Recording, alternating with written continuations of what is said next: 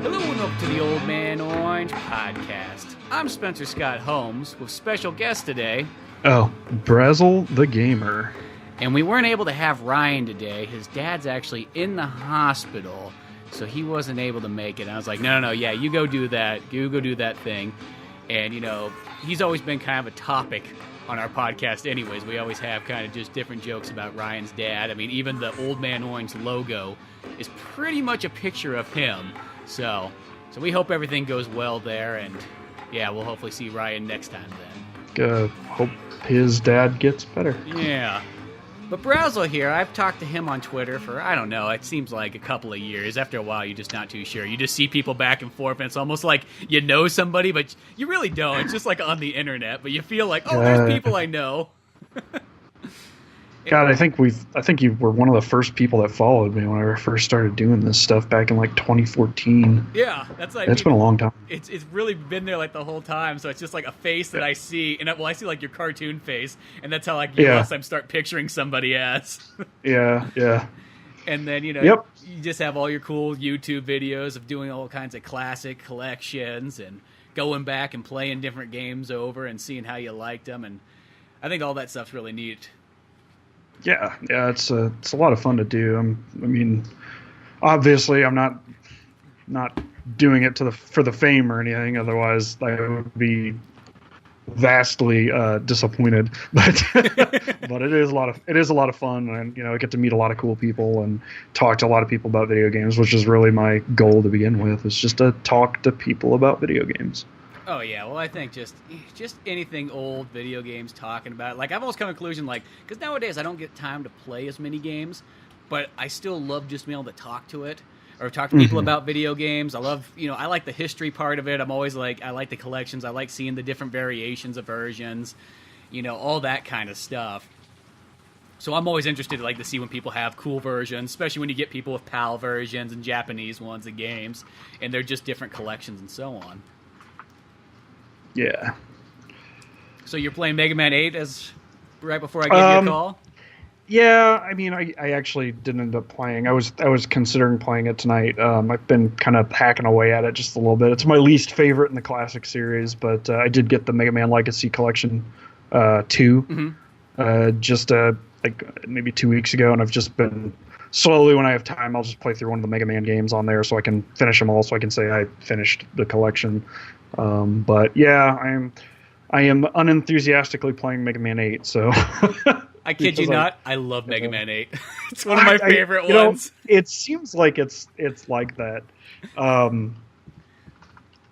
It seems like you either love it or you really don't like it, and there's not a whole lot of in between. I mean, I tolerate it. And I love Mega Man as a series enough that I kind of feel like I have to play it sometimes. And I mean, it's a solid game. Don't get me wrong. It's not that it's a bad game. It's just, whenever you're looking at the bar that was set by all the other Mega Man classic games, it just doesn't reach that bar, at least in my opinion. Well, it is definitely. Now, here's the thing. Do you like Mega Man X4 at all, or? I do like Mega Man X4, and I'm actually working on a video on Mega Man X4 right now. I'm actually almost done. No, I finished the script. I'm probably going to film this week. I was going to film Sunday, but then I adopted a bunch of dogs because I'm crazy. But I'm actually going to come at it from the angle, the video from the angle that Mega Man 8 and Mega Man X4 were released at right around the same time. But Mega Man X4 just seemed like so much more of a solid effort by the developers than Mega Man 8 did. Obviously, this is a lot of opinion, and that's just, that's what reviews are. It's just opinion, your experience with the game. So, and I actually have a collaborator, and I don't know if I want to announce who it is because he's working on his own video, and he's working on a Mega Man 8 video, and I don't know if he wants that out yet. So, but he'll be kind of retorting my video. Because he really likes Mega Man 8. So he's going to do a Mega Man 8 video where he really likes it, and then like at the end of his video, I'll come in and I'll say, oh, that game, that game's no good. You should play Mega Man X4. Check out my video. And then, like, vice versa. At the end of my video, he's going to come in and be like, why do you always got to be hating on Mega Man 8? Come check out, see why it's the best, or whatever. So it'll be fun. So we're kind of coinciding our releases of our videos that way.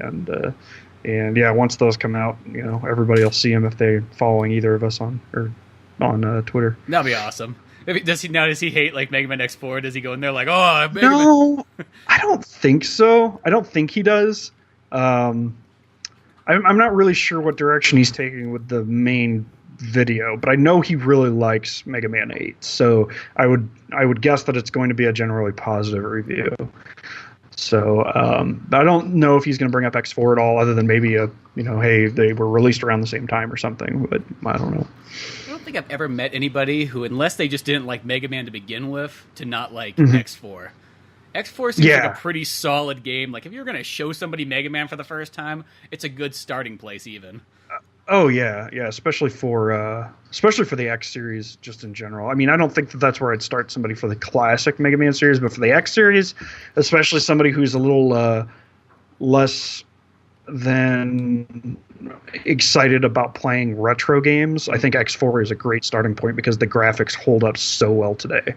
And I mean, hell, even Mega Man 8. I mean, I'm not, I bash on it a lot, but I've been playing it on the Legacy Collection. I gotta admit, Mega Man 8 is a great looking game. It's a beautiful game.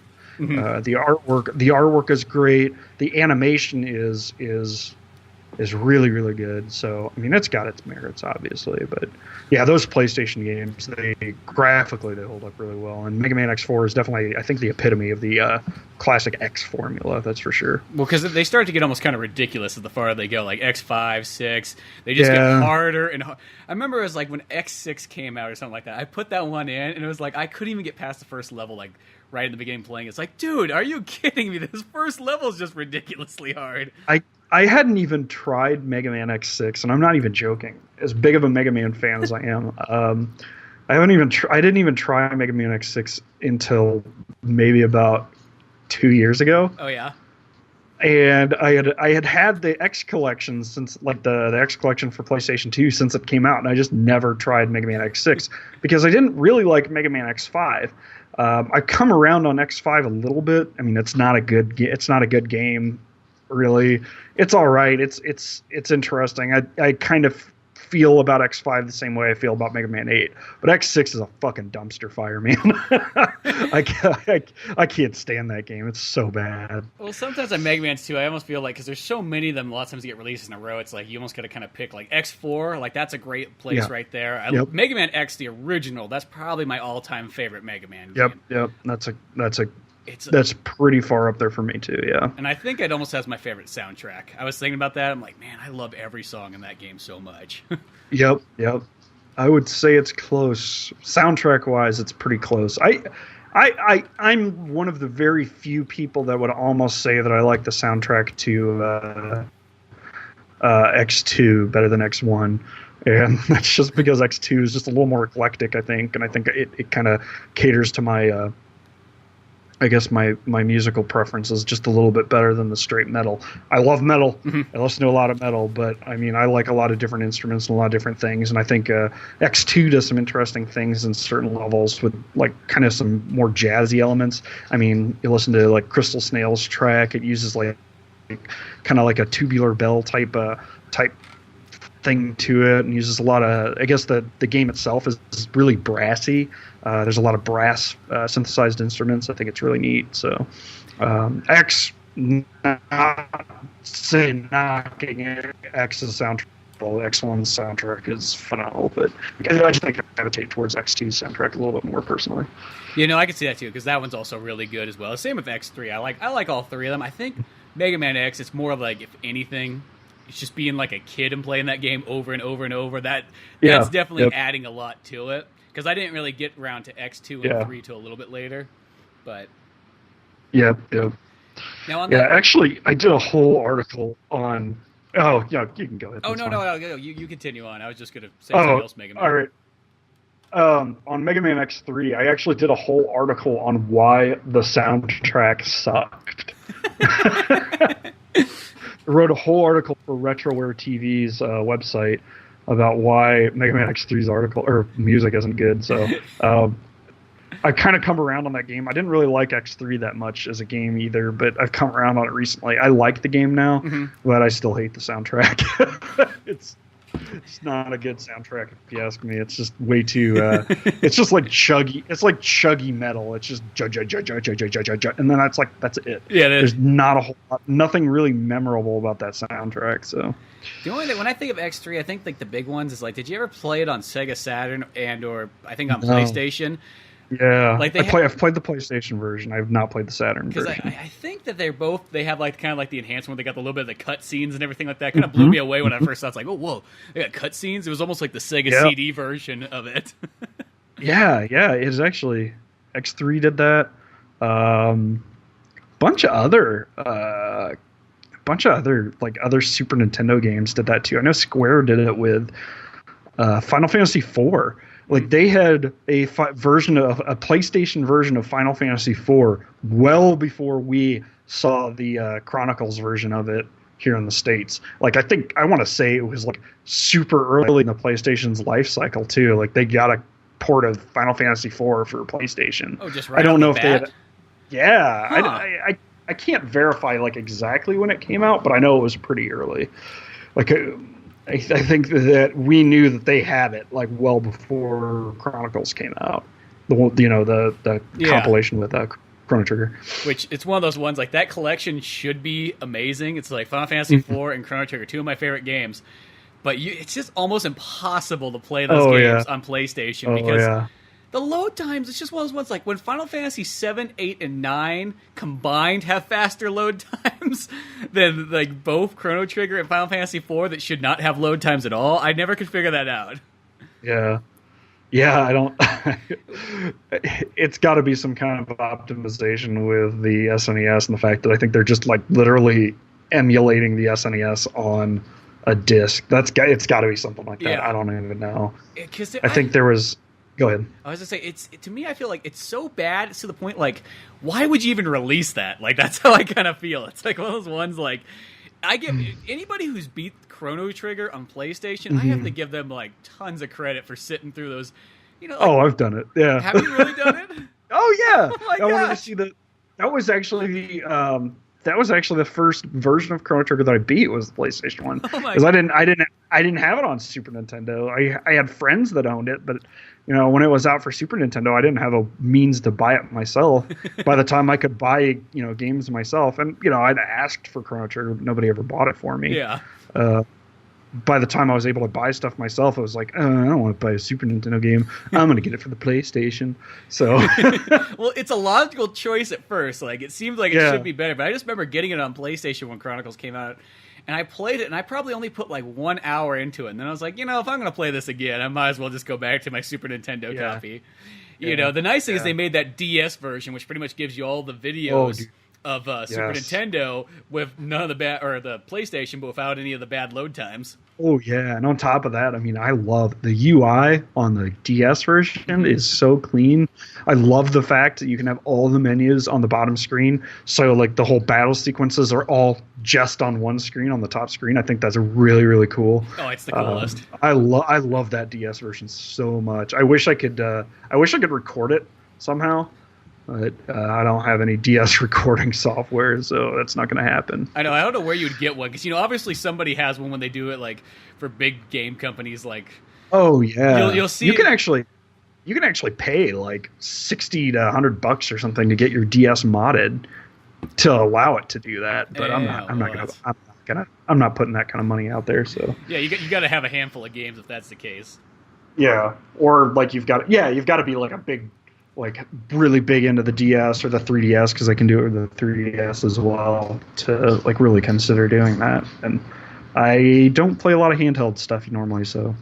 No, it's like every once in a while I do because there's just certain versions that come out on there. And with the DS though, I do love the double screen though. Like especially one of the other big games that made me go, oh my gosh, I think every system should have double screens was when I played Castlevania and they had the map was just constantly up. I was like, dude, that saves so much time instead of having to press select, 1,000 plus times during the game to look at the map. Yep. Yep, I do remember that. Actually, that was the first Symphony of the Night style Castlevania game I played on a handheld. I didn't play any of the advanced versions for more than a couple minutes, but I played through all of, what was it? Aria? Oh yeah, Donisaro. Donisaro is the one for the DS. Yeah, and Aria, because Donisaro, DS, they always did that clever thing. Yes, yeah. Donisaro was the first one I had to play. I played that before I played any of the Game Boy Advance ones, and I just remember loving that because I'd played Symphony of the Night, obviously, and yeah, you have to press a button to bring up a map, but it was so nice just having the map right there that you could just like glance at the whole time.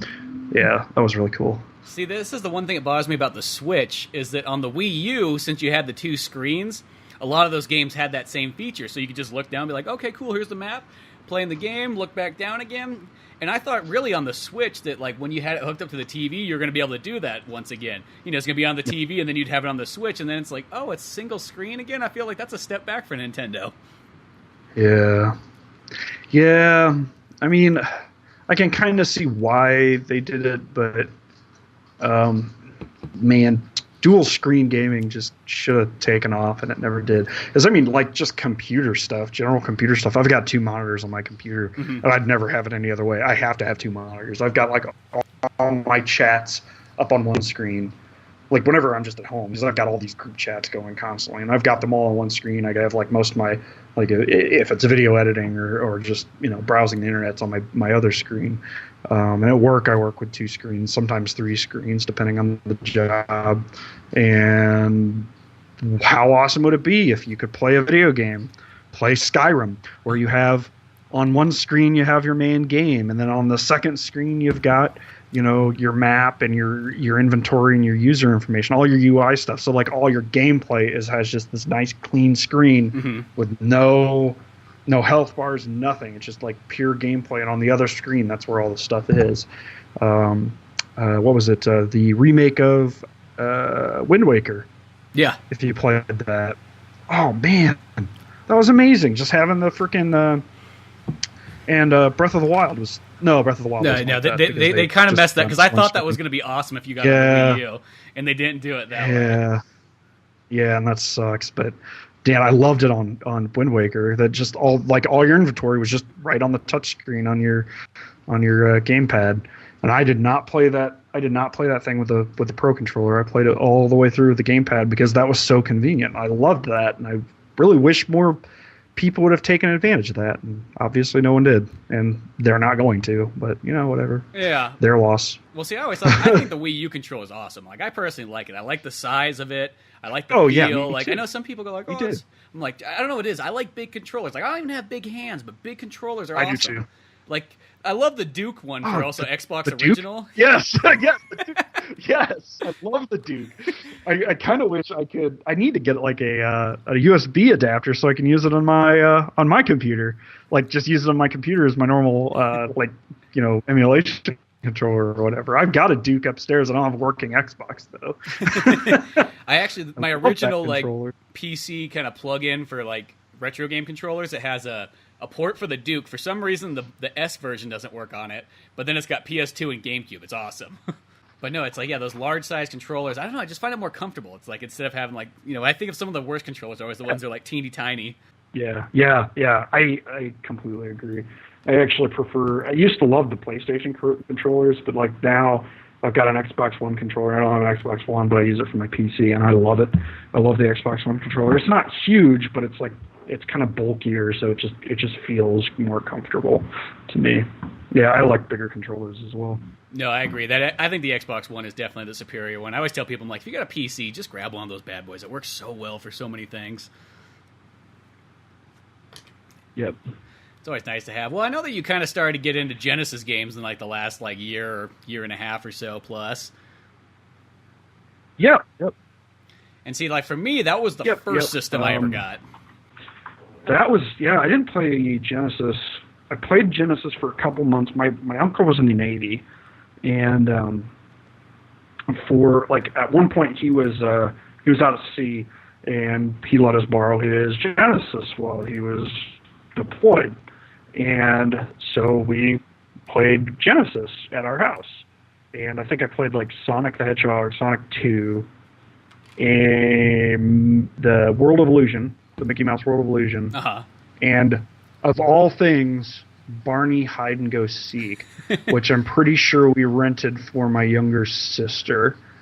'Cause she was pretty young at the time, and she was actually into Barney. She was like right around that age where Barney was like everything for her.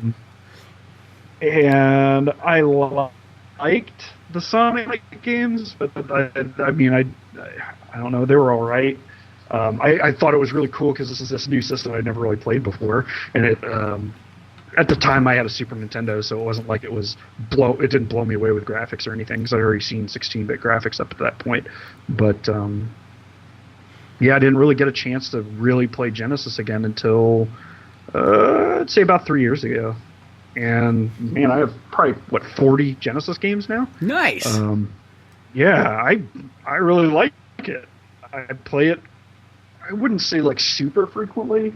The only reason I don't play it more often is because I can't record it right now. I got some of those HD Retrovision cables, and if you don't record, like if you're not looking to record video and you just want like really crisp, like a really cheap, crisp visual solution for an HD TV, look up HD Retrovision and get those component cables for it, because it looks gorgeous.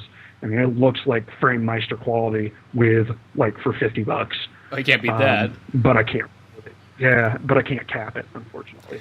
But yeah, man, I pop in. I got Wily Wars, Mega Man Wily Wars. We were talking about Mega Man earlier, because I always talk about Mega Man. Find some way to talk about Mega Man. Castlevania Bloodlines is really cool. Oh, that's one of my favorite Castlevanias. It's really, really neat. What else was I playing? I really like this game called Mystic Defender. Oh yeah. I don't know that. I don't know how popular that game was, because I don't know anything about Genesis in terms of what was popular back then. I just got stuff that looked interesting. Mystic Defender is really cool. You got to control a little guy that jumps around. He's got it's like an action platformer, but he does everything through magic. And there's just really twisted ass monsters and stuff. It's pretty cool. And doesn't that one kind of play kind of like Castlevania, if I remember correctly? I haven't played that one in a long time. Yeah, a little bit. It's kind of like Castlevania. I mean, it's still got kind of the floatier Genesis type platforming controls that you kind of see in Genesis platformers, or like Super Nintendo platformers. But I mean, it controls fine. It does kind of. I can see where the similarity is with Castlevania for sure. Yeah, what else? Shoot. Thunder Force 3. Just got that recently. That's freaking awesome. Yeah, probably a bunch of others, but I can't really think of them right now. Well, the nice thing about Genesis, it is one of those systems that there's so many games out there for, but you don't hear as much about it. Obviously, the big ones like Sonic and everything, but at the end of the day, it's, Nintendo games seem to always kind of come up in conversation no matter what. Mm-hmm. But, there's so many great Genesis games that just sort of get lost, especially ones that are straight Sega games, that I just wish there's so many of those series I wish Sega would bring back. And I feel like you look at a lot of these indie games that come out on PS4 and Steam and Xbox and Wii and everything. Mm-hmm. And these guys are pretty much almost just ripping off, good Super Nintendo and Genesis games. And I don't mean that in a bad way, but you could see where they're really inspired from. I kind of feel it's like, dude, Sega, at the end of the day, when you see these guys come out with a game that's pretty much Streets of Rage, but not called Streets of Rage, have these guys make Streets of Rage 4 for you. You know what I mean? Oh, yeah. That's what happened to the Sonic Mania, wasn't it? Well, that one, because that one, the guy that they had on there that made it was the guy who put together all the phone games for Sonic, on iPhone and Google and everything. Oh, okay. And that's where I had really good faith, because I thought those were some of the best ports over, because not only did you get a really crisp version of Sonic, it played well, but then they added in bonus levels, and you could play as certain characters that you couldn't in the original one. Yeah, I haven't beaten Sonic 3 yet. I've got Sonic 3 and Knuckles, but I've only beaten the first two Sonics. I'm not a big Sonic guy.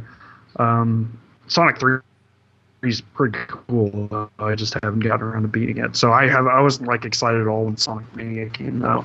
But back to your point, Capcom allowed, or they had a fan that made that Street Fighter versus Mega Man, or Mega Man versus Street Fighter. and they released that under Capcom's name. Even though, it was a fan who developed it. But yeah, I agree. I mean, they should recruit some of these guys and be like, hey, make us the next Streets of Rage. Hey, make us the next Mega Man. Hey, make us the next Earthworm Jim. Yeah. Shoot, I don't know.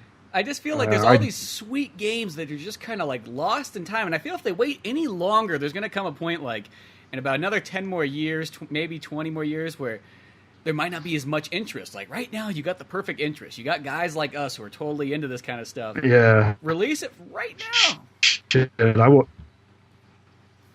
I wouldn't even say that we've got 10 more years on it. I would say 5 at most. Yeah, you're probably right. There's gonna be retro style burnout soon. I almost guarantee you. Just with the indie game scene anyway. Like people are just gonna be like, okay, we're done with the retro stuff, and it'll start getting away from that, because you see a game like and this isn't quite indie, but it's not like AAA either. But that what was it? Hellblade.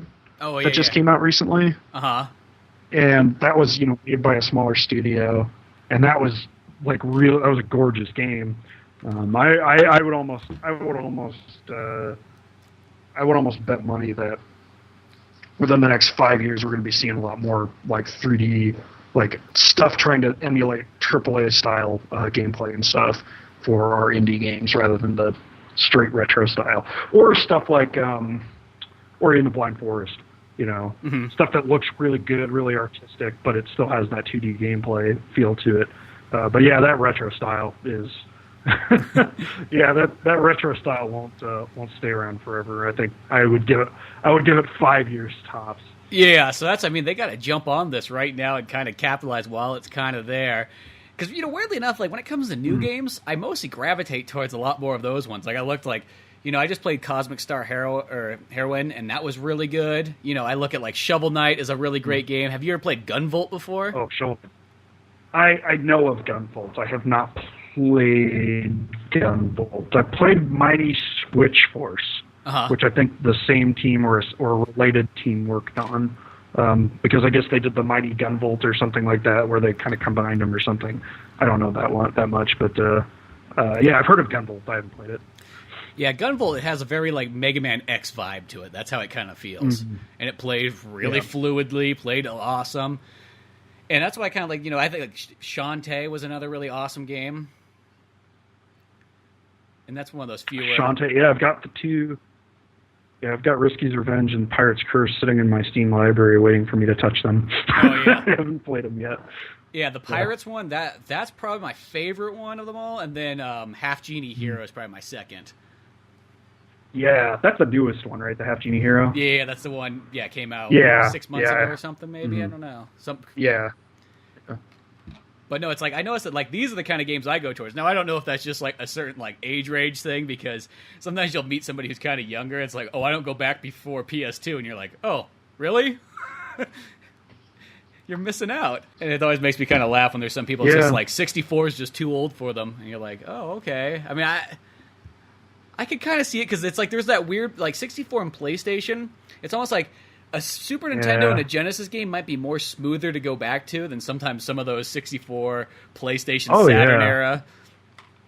Yeah, that whole there was the game industry had really bad growing pains with the 5th generation, because everybody was pushing for 3D, and it sucked because you see some of these really fucking amazing 2D games on the PlayStation. Mega Man X4, like we were talking about earlier, and Castlevania Symphony of the Night, and there's plenty of others, Rayman and stuff come to mind, but they could have done some really awesome 2D game stuff, but everybody wanted to do their polygonal games, and people don't want to go back to that. I don't want to go back to that. I don't know. I guess younger gamers who didn't grow up with that era probably don't want to go back to it, because those polygons look horrifying. And you're right, Super Nintendo Genesis looks a lot smoother, a lot crisper, just looks a lot more appealing, holds up a lot better. It's funny, there's one game that came out about 6 months ago. It's called Vaccine, and it literally took the style of Resident Evil 1 and that was its graphical design. Because I was kind of wondering that for a while. I was like, oh yeah, I remember seeing that. Yeah, I remember seeing that. I mean, it's one of those games. It's a very kind of like short, like randomy game, but it's kind of fun if you're really into Resident Evil. It was fun. Like I was glad that I bought it and everything like that. I just want to see those guys do more because I love Resident Evil games, and that's something I always kind of wish is like. It'd be so cool if somebody would go back and make those kind of still camera games where everything's pre-rendered and you go through. Because I feel that holds up a little bit better than like straight, pure 3D environments. Yeah. I think you're absolutely right. The fixed camera angle made it a little bit easier for them to transition to that 3D space, especially because it wasn't having to render 3D polygonal graphics everywhere. Then you got games like Bubsy 3D, I guess, that they just couldn't figure out camera angles and all that. As much as people like love Super Mario 64, even that had some problems with like camera angles and stuff like that, and I personally, like when I go back and try to play it, the camera kind of kills me. But there was still some of that growing pains there. But yeah, I could totally see them doing some more like fixed camera, pre-rendered background, polygonal graphics, stuff like that for the indie scene. That would be kind of cool. Well, I think it'd be cool if survival horror. They could even update the graphics a bit. Yeah, you could make them a little bit just smoother and everything like that, but. It's one of those styles. Now, I know there's a lot of people out there that, even in the 90s, people, like, hated those fixed camera angles. There's always somebody out there who was going to put them down, but I always feel for the people that loved those type of games, it's like, no, dude, that's where it was at. If Resident Evil would just go back to fixed camera angles, I just picture, like, fixed camera angles with modern graphics would be amazing. Yeah. Oh, yeah, exactly. That would be really cool. You know what I mean? Like, do that for Resident Evil 8. Yeah, like Capcom's done it before. They went back on Mega Man 9 and went back to its roots. Go back to the roots of Resident Evil 8. Yeah, exactly. They won't because they're gonna bank on that to be a moneymaker for them, not like a passing fad or something. But it would still be cool. Yeah, it'd be awesome. I know it's a tough call, but it would be cool. Yeah, I'm not a huge Resident Evil fan myself, but yeah, all the Resident Evil I know is all from the fixed camera angle stuff. I don't think I've only played the first two, so that's what I think of when I think of Resident Evil. Yeah, well, that's what I just thought was cool about that vaccine game because I never saw anybody else do that recently. Yeah. Who's like, hey, I'm gonna do fixed camera angles, make it scary, make it like Resident Evil, make it like Alone in the Dark. Yeah, it definitely should. Like Silent Hill would be another series that was like that. Parasite Eve was Squaresoft's answer to Resident Evil. Oh, and I really liked Parasite Eve. That was Parasite Eve, especially the first one. That's one of the coolest games. Yeah, the first one. And that was one of those ones I kind of discovered it sort of I always knew about it, but when I finally got a hold of it, I guess it was about 5 or 6 years ago, I played it all the way through. And it was just I thought that game was just pure amazing. Like one of the best games that I've ever played in a long time. Yeah, I got to play that again. It's been since probably high school since I played it. I remember really liking it. It's just been forever since I've played it. I don't even think I have a copy right now, which sucks, but yeah. Well, worst case scenario, at the end of the day, you could always emulate it. Yep. Or download Nothing it on PS3. wrong with emulation. Yeah, that's true. No, there's certain things about emulation that I kind of go, when they kind of made emulators and you had the save states and everything like that, it almost made it hey, all these Super Nintendo games that you could never seem to beat on the cartridge, it's okay. Oh, yeah. It was fun to be able to go, okay, I'm going to save right before this level or this boss, and if I die, it's okay, because then I can keep just restarting and I won't get burnt out by going oh man, I got 6 levels in and now I have to restart from the beginning. I could just save and keep going, It was nice because I felt like I was able to go through these games that I never saw before. Yeah, I did that with the first Castlevania. Mm-hmm. That was the first, whenever I first started collecting again, I had a copy of Castlevania. And I couldn't get past a certain point. It was too tough. So I was like, you know what? I'm just going to emulate it. And I'm going to do save states at the parts that I have problems with. And just so I can say I beat the game. And so I did, and then I would have to keep practicing that same spot over and over and over and over again to get past it. And then I'd save state and do the same thing for the next spot. Well, after I beat it using save states, I was like, well, let's try to play it on the cartridge again. I went through on the cartridge and I beat it. I beat it on the cartridge, no problem, because I'd practiced so much with the emulation and the save states. And I think that's, and that's a valid way to play through a game. I think it kind of eliminates the difficulty barrier that some people have problems with. And I've done it plenty of times with plenty of different games. Not recently, but it's because I'm collecting again, so I've got, freaking 300 games behind me that I can play. Yeah, exactly. So you got the physical one. But yeah, I've never considered save states really cheating, because you still have to get past it, and all it does is, to me, I feel like it just gets rid of the hassle of oh, I died and now I have to go back a stage, or even to the point where it's oh, I got to restart the whole game, because a lot of times that's kind of always oh, now I got to do the whole thing over again. Well, maybe I don't want to play this game now. Yeah, I agree. I think it really depends on I guess how you're doing it. I would consider, if I were playing through a Mega Man game, a classic Mega Man game, and I were using save states, that for me would be cheating, because I know I can't do it, right? That's just me using a crutch at that point. But if you've never played a Mega Man game and you want to experience the whole thing without worry about constantly dying over and over again, it's not really cheating to want to see the end of the game. You read a book or you watch a movie and you have to stop in the middle of it. You stop, you pause the movie, or you just put a bookmark in a book and you come back to it right where you can. But it's not. Yeah. That's not considered cheating. You're not expected to sit there and read through that whole book in one sitting. So no, I don't think. Have you ever played Jurassic Park: The Chaos Continues on Super Nintendo? Now that's it's the second Jurassic Park game for Super Nintendo, and it's a co-op game, so that was a big deal. Oh, God. No worries. I said I'm used to it. The dog started barking. I was like, oh, my God. Yeah, she's really noisy. My other dog is not nearly that noisy. So. Yeah, I was like, oh, my God. But no, Jurassic Park 2, The Chaos Continues. It's kind of like Contra. That's almost about the best way to describe it. And me and my buddy, for years, we tried to beat that game on the cartridge and everything like that, and never could. We could get about halfway through it or so, and then next thing you know, you'd end up dying, and that was it. You had to either restart the level or so on. So it was with the save states, we finally went through that whole game. When there was even a point towards the end where we'd literally walk 15 feet, save, walk 15 feet, save, because the health was so low. It's I don't want to restart the level. Yeah. Yeah. Oh, dude, I did that with, and this was not emulation, and this just kind of goes to show you how other games handle it. This was the first Fallout. Yeah.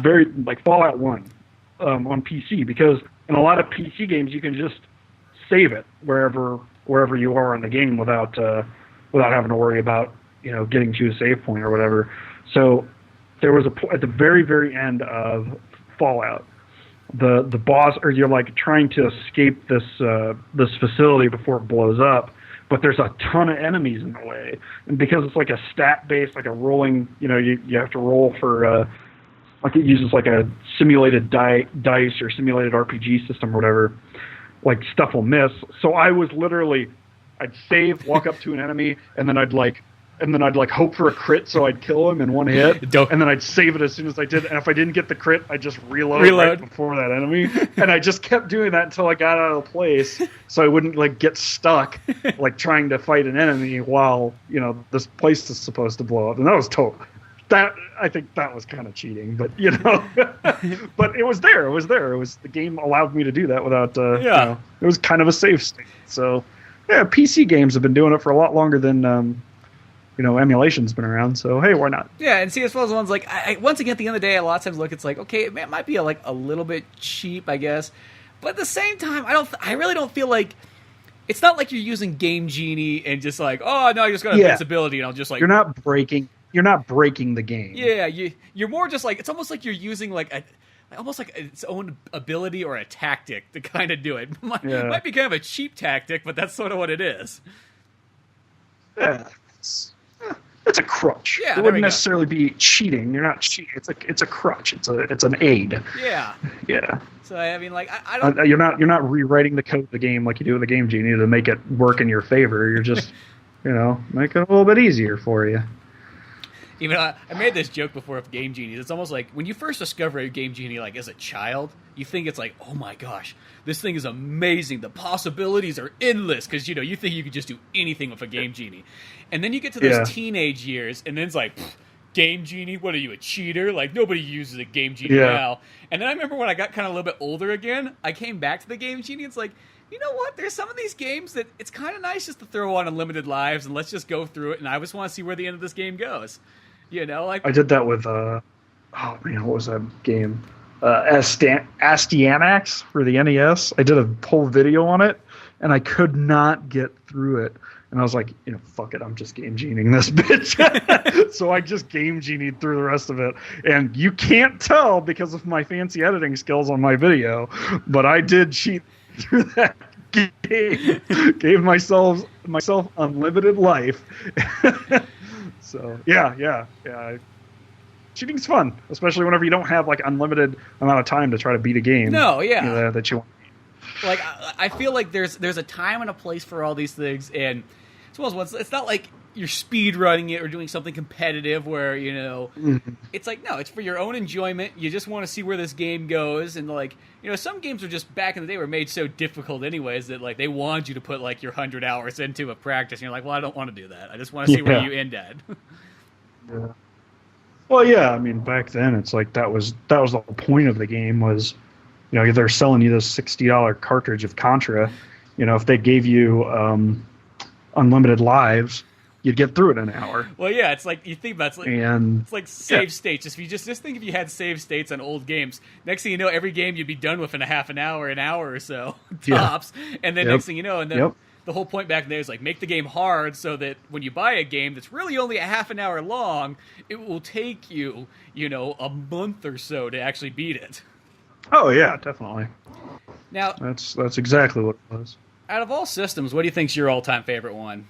I've said this before, and this is a weird answer, especially coming from the content that I do. But I would say my all-time favorite console was probably the PS3. Huh. That's an interesting one there. The PlayStation. Oh man, just so many possibilities of that system, and there's so many games, and I had so much fun with it. So many great exclusives. On top of that, you could that was the first. I mean, Nintendo had done it with a virtual console, but you could start downloading these old PlayStation games, like PS1 games, and play them on there. And you could actually use your PS1 and PS2 discs. I had, the PlayStation 3 I had the PS2. Oh, you had the one, the PS2 one? Oh, yeah. See, that's the ultimate one right there. But, it was awesome. It was like just like, get rid of everything. I don't need anything anymore. I kept my PS2 because at the time they weren't selling for anything, so I still have the PS2. But I mean, it was awesome because you could play 3 different systems worth of games on one console, and on top of that, there was just like tons of quality games coming out. And like right now, if you want to play PS3, and I need to get my PS3 working again, I've got a broken Blu-ray drive on it, but once I get that fixed, I could go to a used game store right now, and I could go buy like 10 PS3 games for $15. Oh, easily. And 10 good PS3 games for $15. And I just really liked that, that was the generation where they kind of like PS2 was really great. PS2 was a great generation, but PS3 was whenever, PS3 and Xbox 360 are when they the game companies perfected the whole 3D environments in video games. Like, the camera problems weren't an issue anymore. Mm-hmm. Now you're using dual analog sticks to get around everywhere, for first-person games or even third-person games. The camera controls are real intuitive with 2 analog sticks. I just feel like the PlayStation 3 was just like where everything finally came together. Like all these years of collective knowledge of video games kind of came together and formed this really freaking phenomenally solid system. I could have probably said the same thing about the Xbox 360 had that been the system I went with that generation. Just because a lot of the games were the same between the two. But yeah, I went with PS3 because I wanted to.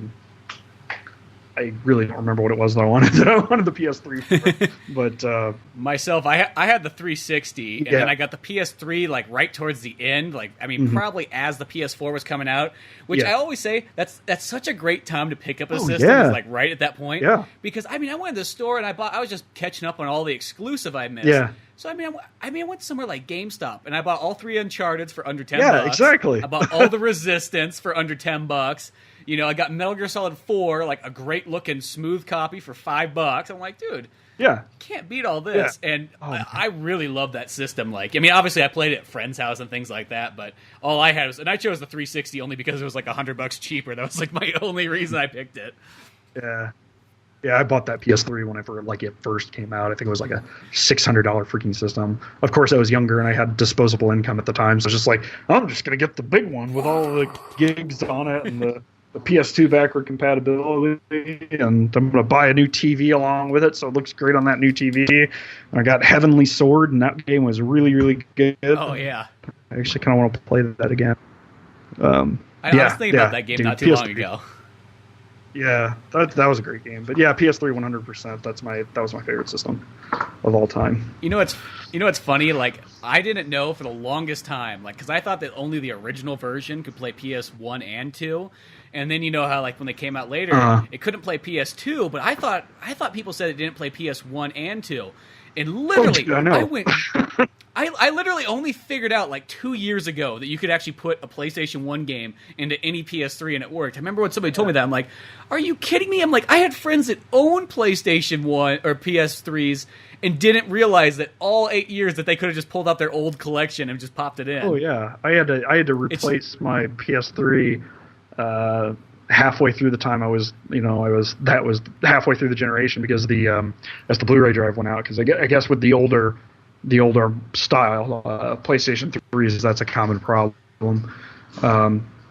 So I had to get a new PS3 halfway through, and I got I got the first Slim model. I had no idea that it played PS1 discs. I didn't try. And then I think I was collecting. I was already up to the point where I was collecting, and this was just a couple years, like maybe 2 years ago. I was like, oh my God, I did not know I could pop a PS1 disc in here and it would play. And it plays great because it's all in HD and you're not having to worry about using composite on your HD TV to play it. Yeah. I know. I got to that point where I literally started buying component cables for every single one of my systems. So I got component cables for GameCube, and I got component cables for Xbox Original, and I got component cables for PS2. Mm-hmm. You got component cables for GameCube? Well, it's the same one. It's it works for the Wii. Oh, no, take it back. I guess I don't. I have it for the Wii. Yeah. That's what I have it for, so I can play my GameCube. Oh, I was going to say, because those component cables... Yeah, yeah, you're probably good then. But the component cables for the GameCube itself are $300 or something, right now. So if you would have gotten those back then, you could just go I'd be like, sell the component cables. Use my Wii. Sell this. I'll buy a PS4. Exactly. I'll trade you these cables for a PS4. I even got my 64 hooked up to S-Video. Just to add that's how I have my 64. Just to add that extra bit of layer, why not? I got a TV. It's got every single plug-in known to mankind. So. Yep, that's how I got mine too. Yeah, that my Super Nintendo actually looks great through S-Video on my TV. It doesn't come out quite as well when I record, but it looks really good on my TV. Nintendo 64 too, but yeah. But dude, those component cables, if you get a chance to get those component cables for that Genesis, I highly recommend it. It looks so good. Yeah, that's pretty cool. I'll have to do that. Now, do you have it just plugged into, do you have the Model 2 Genesis? I have the Model 1. Oh, okay. I have Model 1 Genesis. I can't remember. Is it different on the back on those ones? Yes. Yeah, okay. It is. Yeah, you actually have to order, if you get those cables and you have a Model 1, you actually have to get an adapter for it to work on the Model 1. Which was only an extra $2 or something like that. It wasn't that much. Oh, so not even a big deal. Yeah. So I just got that, and oh man, silky smooth. I mean, it looks like it's playing through a FrameMeister or, SCART, RGB, whatever, those really nice cable systems are. And that was only $50. I mean, $50 for a lot for a cable, but if you're a retro game enthusiast, that's a drop in the bucket. It's a cool thing. I know, it's like I got 2 Sega Genesis Model 2s. I got my original one, and then I have one I picked up not too long ago in the box. And then I also have, my buddy gave it to me because this is what he had because he was the rich kid, but when he didn't want it anymore, he passed it on, and it's the not Philips, but is that what it is? No, Pioneer. The Pioneer Sega Genesis, Sega CD, Laserdisc, and Laserdisc. Oh gameplay. Yeah, the what the hell was it? I saw one of those for $80 like 4 years ago, and I was like, gosh. oh, I should buy this, and then I did, and now they're like $500. The PVC XI. Yeah, that's the one. Is that it? And it just had everything you could want in 1993. Yes, I should have picked it up. I didn't pick it up because I'm dumb, but yeah, that's a cool looking system. Yeah, I know, it's just this battleship looking thing, and the downfall is the laser. Laser doesn't work on it anymore, so it needs to be repaired for the Laserdisc part. And I don't know if the Sega CD, Sega CD may or may not. There was an official one, or there were 2 official ones. That's right. Yeah, so I don't know which one. I don't know exactly which one you were talking about. There's that littler one that looks just like a CD player, and then there's the big one that has. Oh yeah, no, this is the one. It's just the massive. It's got Laserdisc. You can play Laserdisc games in it. Yeah, I don't know. You can play Sega CD games. You can play Genesis games. Oh yeah.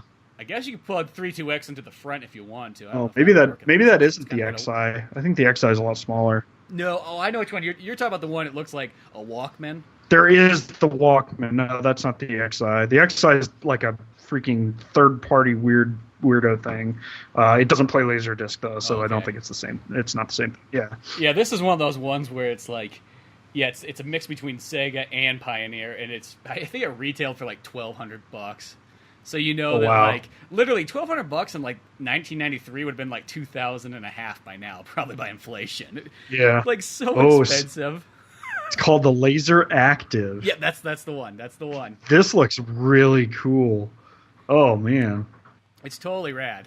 Okay, I want this. Yeah, I want this. I'm not going to pay for it. I'm going to have to rip somebody off. But no, it's one of those ones, like, if anything, like, I would just, if I had a nice display, I would set it up, and I'd just kind of have it there for looks. Yeah. The Genesis games will still work on it. I'm not too sure if the Sega CD ones will, because I almost want to say the Sega CD drive was separate from the Laserdisc drive, but I could be wrong. I haven't looked at it in a while. I just kind of got it sort of up in my collection area. Yeah, I'm looking at it right now. Yeah, the drives are two separate drives. And it's almost like the Sega part is like a module that is patched into this Pioneer thing. That's really cool. But I mean, when I was a kid, that is really cool. I would go over to his house and we'd play Genesis games and Sega CD games, and then at night we would watch Laserdisc. It was like living the dream. That's awesome. Last Action Hero would come out and we'd whip that Laserdisc on, or Men in Black or something. Oh man, that is really cool. But no, I'm just glad to have that just like as things, because I just got a bunch of I always mostly, if anything, sometimes I'll sell certain games, just every once in a while. I was like, okay, I'll sell this one, make some money, but I always keep my systems. Like, at the end of the day, I'll hold to those more than anything else. All right. But yeah, it's one of those ones, like, it's pretty sweet. So if you ever run across one of those, especially if somebody has it, like, at their, they're thinking it's just some old disc player at, like, a yard sale or something like that, it's something to pick up. Though then again, I don't know who the heck would just have that there. You kind of, I feel like if you own one of those, you obviously knew exactly what you were getting. Nobody just, like, got that. Yeah. Yeah. I mean, the only way it'd be like, oh, I inherited this from my father. Yeah. And I don't know what the heck it is, and he's dead now. So it says Sig on it, so I think it's some kind of gaming thing. Yeah. But I only play Call of Duty, so I don't know. Yeah. Oh, you want to sell it to me for $50? Okay, I'll take it for. I'll give you 50. Hell, yeah. I'll give you 55. Have this extra 5. Exactly. just be like, I'll take it. I'll restore it. It'll be fine. Don't worry about it. It's gonna go into a good home. But But yeah, because it was just that friend that I had. He had like that dad who, like, if he bought anything, it had to be, he would like sit down and research. He would buy like the most top of the line thing every time, whether that's a good or bad idea. There's a TurboGrafx 16 module for it too. Oh yeah, I remember reading about that. That is cool.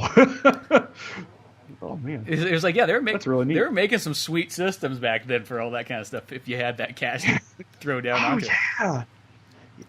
Yeah. I remember all that, man. Like right when like the Super Nintendo came out, right after that, there was all that shit. The Panasonic, the 3DO, and the Jaguar, all that weird stuff. The Jaguar, just all those weird ass systems.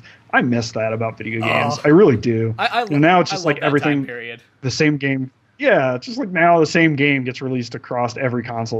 It's all the same game. There's like hardly any differentiation between the PS4, the Xbox One, the PC version. It's all completely the same. But back then, man, you had like 12 different versions of Aladdin and like 13 different versions of Ninja Turtles, and it was awesome. That's what made it cool, though. It was just a lot more colorful and rich. Because I felt like systems in the olden days, like there was a reason like why you would get them all, is because you could get a different game for each one. You know, it's like, hey, because the Sunset Riders version on Super Nintendo is not the same as the Genesis one, and the Ninja Turtles version is not the same. Like all these little things, or then like the cool thing is I love when I find like 3DO games and Jaguar ones, and then you realize those versions aren't the same either. Yeah, dude, the Street Fighter 2 on 3DO or whatever, you can play as Akuma. It's like, what happened from? I didn't even know who Akuma was. Yeah, exactly. Who the hell is this new character that we didn't get on the Super Nintendo? And then, like, have you ever played I think it's on the Jaguar, the Wolfenstein version? Oh, no, I haven't played anything on Jaguar. It literally has, like, enhanced graphics, and I mean, it looks, like, really good, like, it's all smooth looking and everything like that, and I've never seen that version on any other system. Like, and I think about that, I'm like, man, if you ever get a chance to just emulate it, just to see it, it's something very cool. My buddy had a Jaguar growing up, and I didn't actually play it. He got it like right whenever it was discontinued, so he got it like super cheap. And he got like Aliens vs Predator on it, and I don't know what he did with it because I mean, we were close enough back then that I would have gone over to his house and we would have played it, but I don't think we ever did. I don't think I ever touched his Jaguar. It might have been one of those ones he got. It's like, this was kind of a waste. I don't know. Yeah. Because it's one of those systems, if you probably played the wrong couple games, you could be easily discouraged. Yeah. But it did have some kind of cool there stuff. were only a couple of games. Yeah. Yeah. Well, it's one of those ones, like another system I really like is I love the 32X. I know there's not very much for it, but I've always really liked that. Yeah, I missed that. Do you have a 32X in your collection yet for your Genesis? I do not. I probably won't be getting one. I'm actually starting a self-imposed collecting hiatus for the next couple of years, unfortunately. Just because I've got so many games, got a lot of stuff to play, but I've got a lot of house stuff I got to take, grown-up things I have to take care of. And I was just like, okay, I've got my collection about where I want it right now. I've got plenty of games to play, plenty of games to try.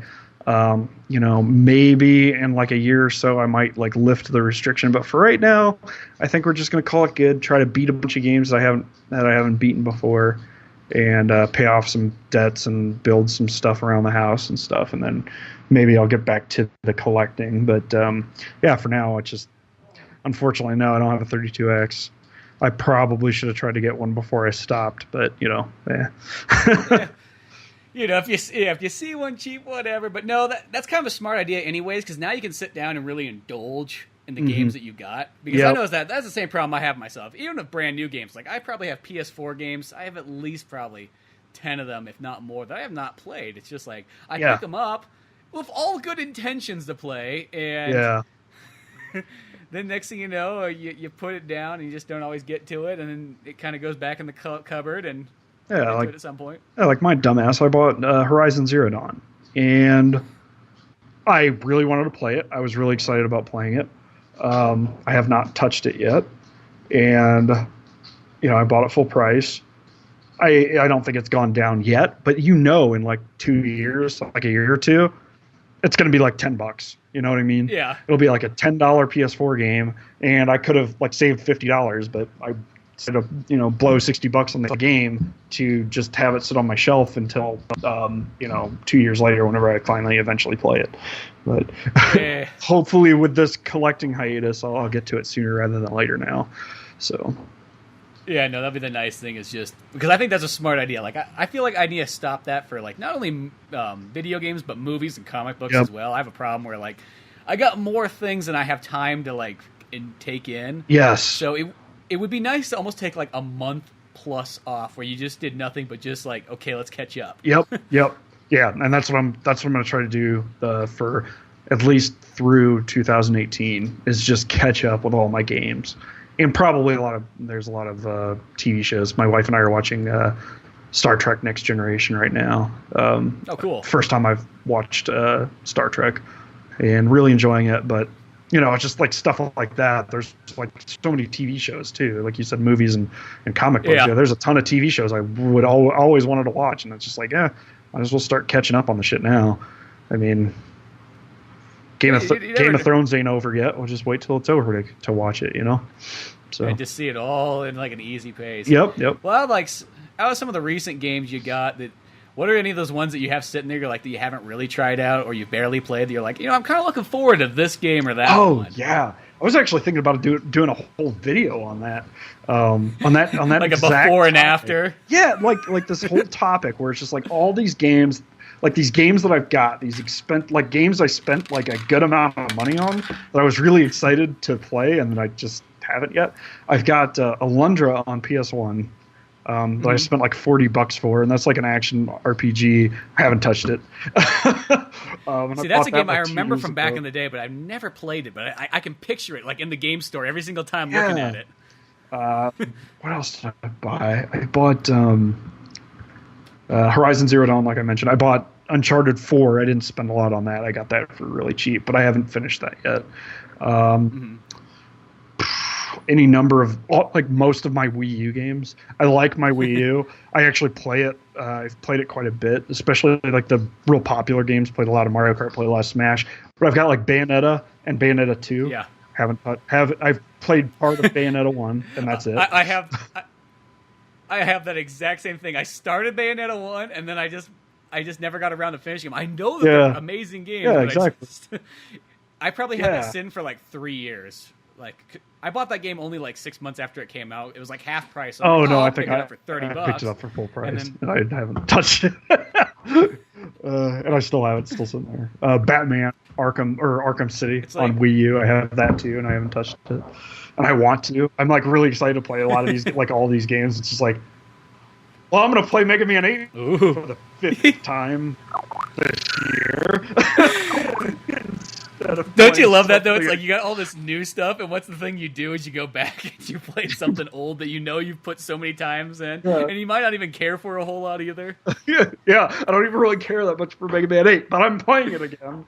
Or let me spend 2 hours playing solitaire. That's not even a joke. I mean, that's seriously. I did that one. I just sat at my computer. I had Twitter, and I'd refresh Twitter every once in a while, and I played solitaire and listened to music for like 2 hours. It's okay. Once you're done with that, you can go to Minesweeper marathon. Yeah, Minesweeper marathon. But yeah, it's like, I have a handful of Wii U ones. Like, I feel bad. I have Twilight Princess. Like, I bought the HD version of that one, and it's literally, didn't even open it. Like, it just sat there in its box. It's like, I beat that game on Wii, so it's not like it's like I've never played it, but you know how that Zelda game probably is one of the longest Zelda games, too. So it's like, I knew that in my mind, so just, like, I would think about it, I'm like, well, you know how long that Zelda, it's not one of those, like, 20-hour Zelda games. That's like one of those 40-plus hour Zelda games. Dang. I only played through it the one time whenever it first came out. I haven't played it again. And I want to, because I really liked the art style and everything. Yeah. I bought Skyward Sword within the last 2 years, because didn't play it. I think I was deployed during whenever that came out, so I didn't actually have a chance to play it whenever it first came out, and I just kept putting it off, and I finally bought it like 2 years ago. I still haven't touched it. I think I've touched it. I beat the first dungeon. I haven't finished it. So there's like this big Zelda game that people regard pretty highly, and I haven't even gotten into it. I haven't even scratched the surface on it yet. That's a big one. I need to play that. Yeah, I'll say this. That's actually I think that's one of the best Zelda games too. Like I was really impressed with that game, and sadly, that was a game that felt like it was skipped by like a lot of people. Like it just kind of came out that weird time. It was towards the end of the Wii. Nobody was really caring about the Wii anymore. Yep. And yeah, it just sort of came out. I was kind of hoping at some point they'd make like because they did the HD version of Ocarina of Time, Majora's Mask, Twilight Princess, and Wind Waker. I was like, okay, Skyward Sword's got to come next, because that's one of those games that I remember when I first got it. After playing PS3 and Xbox 360, and those games were now at their pinnacle, and you're kind of like, oh, okay, this game kind of looks like a little GameCube game here. Well, whatever. Yeah. 2011 GameCube game. I'm not complaining. Yep. Yeah, I should play that soon. Yeah, that one, I just thought that one was really cool. I was really impressed. Yeah. But yeah, you're like me. You just got this huge stack of things, of just like all these games, and then it's kind of like, what do you pick sometimes? Sometimes I sit there and you look at the stack and you're like, and I hate because I start calculating the time. Like I look at that game and be like, well, it's an RPG, 30 plus. When are you going to get 30 hours to put into that game? Yeah. I think the thing of RPGs is just do an hour here and there, and it'll eventually add up. Yeah. I constantly find myself shying away from games that I know are going to be really long, because I'm just afraid to invest the time into it, because I'm afraid that I'm not going to finish. It's like I'm gonna play like 10 hours of this and then not finish, and then I'll, whenever I do eventually want to come back to it, I'll have to feel like I have to start all over, because I won't remember what happened those first 10 hours. So I just keep shying away. And I used to love RPGs. That's like all I took in for like the 5th and 6th generation. That's all I did was RPGs. And now it's like I don't want to play them unless they're brand new. Like I just sunk. I'm not even joking. Let me pull this up because I want to give you the exact number on this. Now I can't be bothered to finish Breath of Fire for the Super Nintendo. But I can tell you that I just recently finished my playthrough of Witcher 3 Wild Hunt. The second time I played it, mind you, because the first time I played it, it was on Xbox One. So this time on Steam, I dumped 143 hours into Witcher 3. Oh my gosh. Oh yeah. Wow.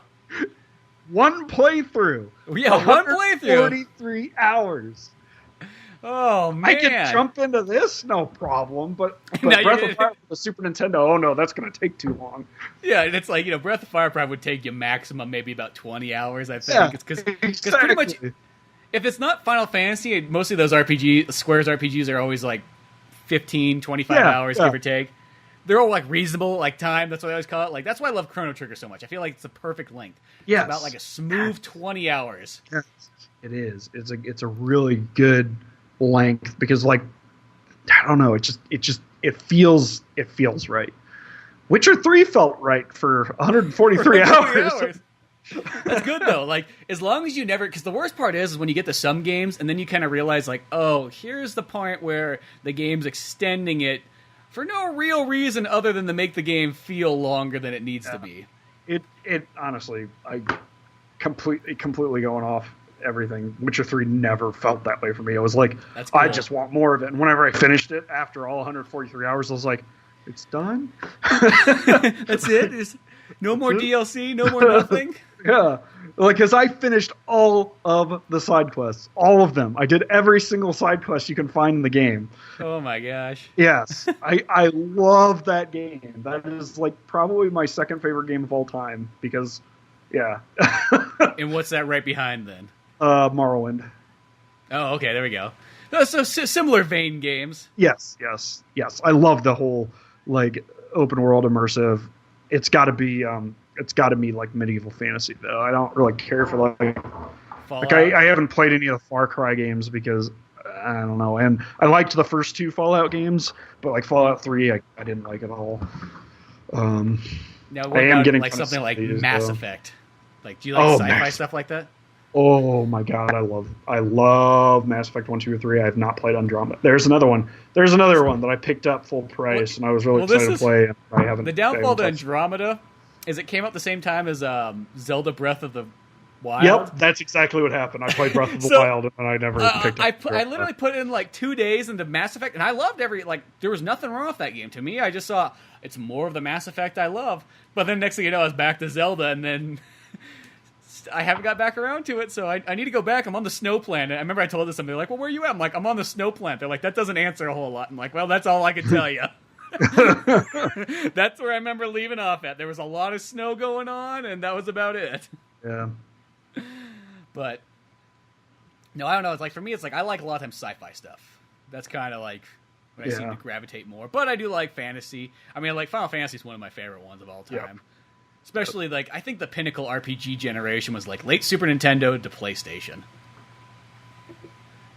and then it kind of like I felt like through the 2000s. It's not that there's not good ones, but I felt like it became harder and harder to find a good one. And I don't know if that's just becoming like older and becoming a little bit more picky.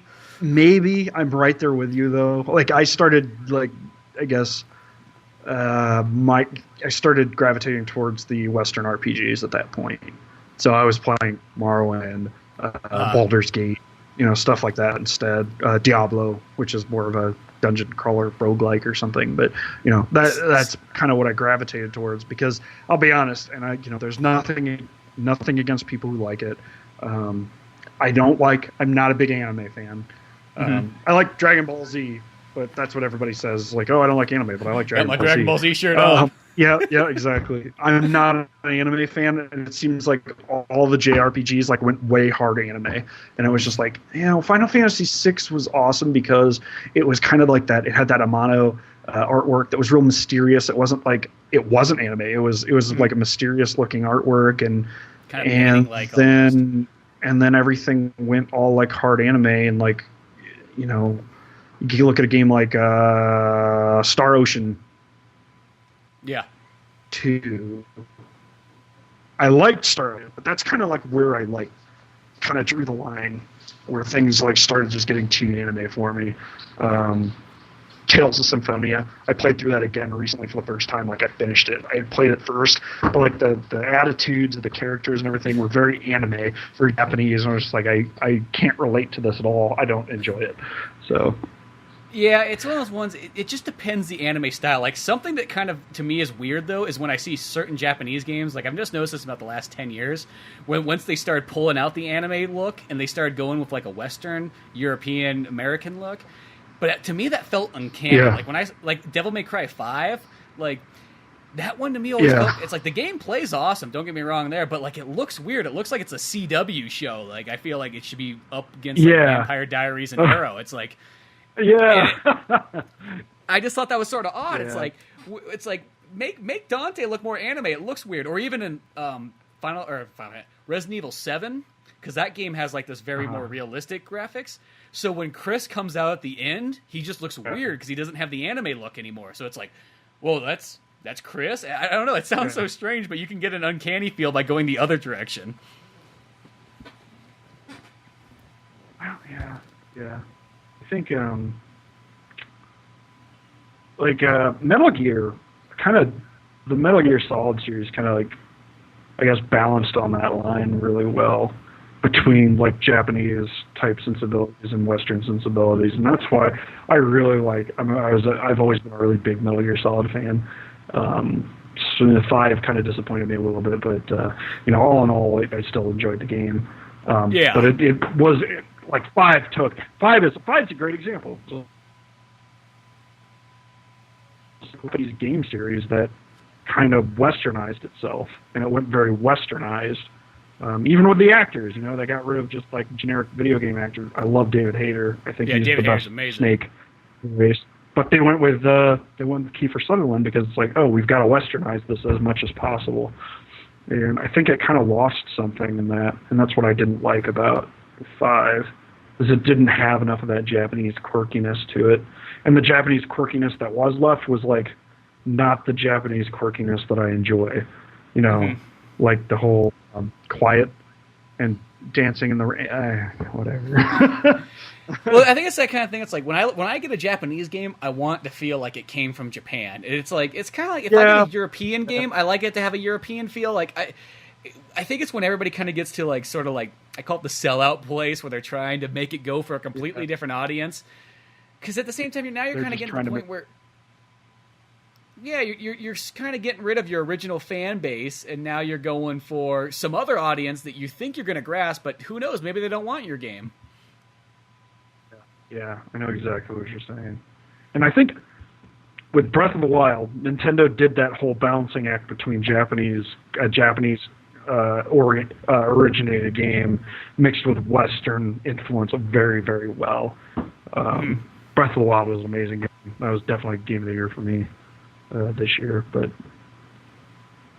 yeah. No, I totally agree there.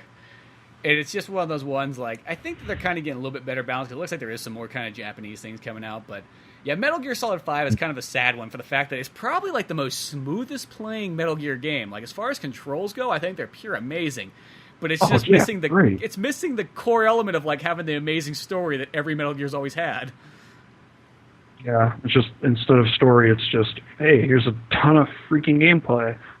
And just a little bit of story. Just enough to, like, make you disappointed that it's not, not more. It's not going to have it. Yeah, it's not more. Oh, but if you want more, you can sit here and listen to, like, 3 hours worth of tapes of just audio file. It's like, which was freaking, just a joke. Just a freaking joke. But, yeah, whatever. I think Kojima kind of bit off a little more than he could chew at that point. Yeah, it's one of those weird ones, too, because, it's like, Metal Gear has always been one of those ones. Like, 1, 2, 3, 4, pure amazing games. Love every single one of those. And, I love Metal Gear 1 and 2, and I even love Snake's Revenge, even though I know people consider that kind of like the offshoot, like, somebody else made game. But I'm like, hey, that game actually has some cool... Yeah. For a regular Nintendo game, it's still pretty cool. Oh, dude. Yeah, Snake's Revenge, it had some glaring problems with it. It had a lot of really good ideas. It could have been a really great game, and it was, I guess they just they had a team that wasn't quite as experienced handled it. But they had a lot of great ideas. It just wasn't balanced very well. Snake's Revenge is not bad, not as bad as people make it out to be. Yeah, that's how I felt, because back in the day when that game came out originally, I thought it was actually a really cool game. I was like, I wasn't complaining at all originally. Yeah, I don't remember. I didn't even know it was a Metal Gear game until, the last couple of years, actually. It's like, I did not know there was a sequel to Metal Gear on the NES. And because for the longest time, too, I actually literally thought it was like, that's what the Metal Gear 2 was, that you could get in Japan. Like, I just assumed it's like, here's just the NES port of it. And it's like, no, that Metal Gear 2 is a completely different game. Yep. Have you ever played Metal Gear 2, though? Oh, yeah. Yeah, played it a couple times. It's really interesting in how much it mirrors Metal Gear Solid. It's almost like Metal Gear Solid in 2D form. Yeah, and it's like, I was so impressed with the way that game kind of played. Like, once you kind of get into it, it's like, man, they had these ideas in, and I was, like, way more impressed with that game, because I've probably had it for the longest time, but I never, like, sat down and seriously played it till maybe 4 or 5 years ago or something like that, and then I kind of realized, like, this is a great game. Like, yeah, it's a very good game. The first one's cool too, but that second one's like where it's all dialed in, and that's where you see here's everything that's Metal Gear coming to life. Yep. And it's too bad that too many people kind of miss out on that. Yeah, I mean it's there like on all the collections, but I think it's just nobody thinks to play it really. Or it's not very advertised very well that it's there, and so people might even miss out that it's even a part of the collection. That's true, because actually it's not even like the 360 and PS3 one. I don't even know if it's really advertised. It's just like, if you remember, in the special edition of Metal Gear Solid 3, they had 1 and 2, just to let you know. Yep. But, yeah, all kinds of cool stuff there. Well, won't keep you too long. I can't. Sure. Well, you're Central Time, so it's not too late. It's not like Well, I mean, I've been getting up pretty early recently. It was the dog. Really loud dogging. Well, then you're like myself. I mostly I seems like it's like 9 o'clock. I'm like, oh my god, it's late. You got time to get to bed then. Yep. It's getting that way. It was fun having you on the show, talking all kinds of retro game stuff. I just I always enjoy talking. It's like one of those ones, as I said, like, if I don't get to play games, if I could just talk video games, that almost satisfies me just as much. Oh, yeah, definitely. Same here. Same here. But yeah, you want to give some shout-outs to where they can find you at? Yeah, if you want to look up Brasel The Gamer on Google, just go to Google, type in my name, Brasel The Gamer.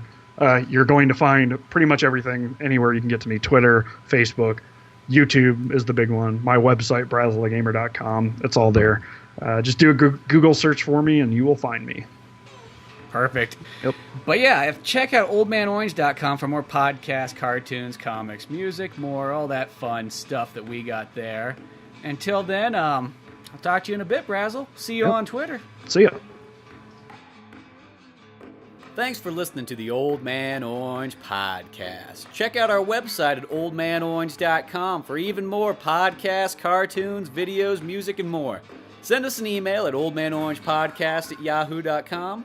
Be sure to subscribe, share, rate, and review us on iTunes, Podomatic, or any of the other fine sites we might be located on. And if you want to help out even more, click on the Amazon or GameStop links on our webpage before you make any purchases there. Won't cost you a penny, but it sends us a little something our way. Thanks for listening, and tune in next week to Old Man Orange.